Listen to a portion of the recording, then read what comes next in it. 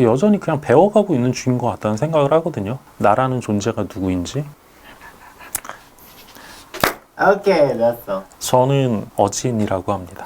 주로 이제 관공서에 갔을 때는 부모님이 지어주신 이름을 쓰죠. 심영섭이라고 하는 이름을 쓰는데 이 이름이 근 한 50년 가까이 불려져도 저한테 익숙해지지가 않아. 그래서 언젠가부터는 내가 살고자 하는 방향이나 정체성을 좀 드러낼 수 있는 이름으로 불리면 좋겠다라고 해서 어진을 택한 거죠. 나라는 존재와 우리가 지금 살아가고 있는 이 세상의 상관관계에 대해서 계속 좀 생각을 하게 되더라고요. 근원을 찾아가는 질문이 계속 좀 있었던 것 같아요. 나름의 어떤 나를 납득시킬 수 있는 아주 가벼운 답 같은 거를 내 스스로에게 주지 않으면 안 될 그런 상황이었죠. 근데 그랬을 때 이 세상은 굉장히 많은 것들로 이루어져 있겠지만 그 중에서도 내가 생각했을 때 이 세상은 운으로 돌아가는구나. 우리 부모님이 두 분이 만난 것도 내 눈에는 범상치 않게 보이고 그 안에서 나라는 존재가 태어난 것도 평범한 일이 아닌 것처럼 보이는 거죠. 우리가 일상적으로 생각하는 요소들 중에 되게 당연하다고 여겨지는 모든 것들이 실은 당연하지 않을 수 있다라고 생각을 하게 되는 거지. 제가 아내를 만났고 그리고 또 아이가 한 명 있는데 이 아이를 적어도 20년은 봤을 거잖아요. 근데 나는 지금도 그 아이를 볼 때마다 난 너무 신기하거든요. 사람이 사람을 낳는다는 게 지금까지 그런 식으로 인류가 늘어져 왔기 때문에 어떤 현상으로만 따지면 정말 수십억의 어떤 그 일들이 우리한테 벌어졌다고 해서 그 일이 당연한 건 아니거든요. 이 세상은 우리가 설명할 수 없는 요소들로 인해서 이렇게 흘러가고 있구나 라고 하는 것들이 이게 감격일 수도 있고 혹은 때로는 두려움일 수도 있는데 그런 식으로 계속 느껴지는 거예요.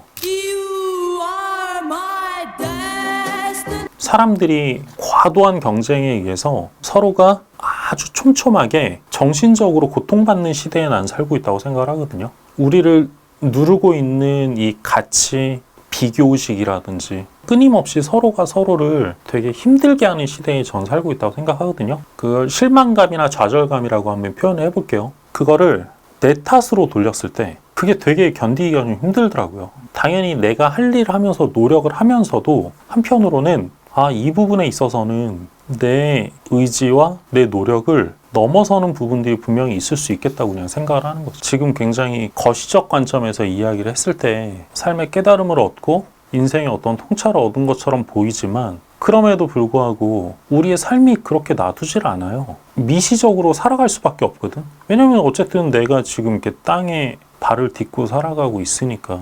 그렇게 했을 때 이건 그냥 하나의 균형을 맞춰주는 어떤 개념 정도라고 생각을 하고 결국 그 안에서 계속 조율해가는 과정인 것 같아요. 이 세상이 굉장히 너무 무겁고 슬프고 거대하게 느껴져도 그냥 그 순간에 누군가와 함께 마시는 차 한 잔으로 인해서 되게 힘들었던 마음을 풀 수도 있는 거고 그래서 아직까지 저는 여전히 그냥 배워가고 있는 중인 것 같다는 생각을 하거든요. 나라는 존재가 누구인지 혹은 나는 어떤 삶을 살고 있는 것인지 나는 과연 어떤 소명에 의해서 살아가고 있는 것인지 그 전에는 그 일들을 내 힘으로만 해야 되는 줄 알았어. 그러니까 버거웠던 것 같아. 때로는 떠밀려 가기도 하고 때로는 내가 모르는 곳으로 흘러가기도 하고 때로는 이렇게 움직일 수 있도록 외부에서 힘을 주기도 하시는구나 라고 하는 걸 이제서야 조금씩 배워가는 것 같거든요. 그 모든 걸 다 가르쳐서 이제 운이라고 통칭을 한 거였지 사실은.